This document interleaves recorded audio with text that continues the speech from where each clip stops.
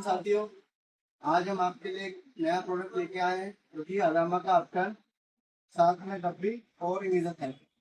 ये कॉम्बिनेशन हमने पिछले साल भी चलाया था।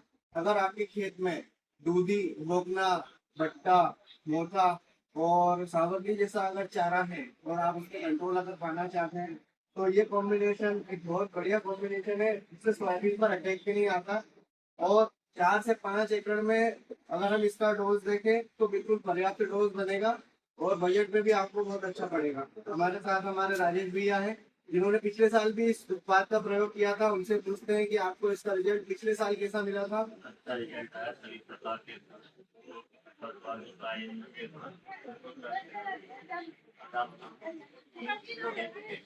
इसमें एक फायदा ये है कि जो सोयाबीन झटका खाता है दूसरी फोमेजाफेन वाले टेक्निकल से, सोयाबीन इससे झटका नहीं खाएगा और आपकी फसल स्वस्थ, सुरक्षित और चारे से मुक्त रहेगी।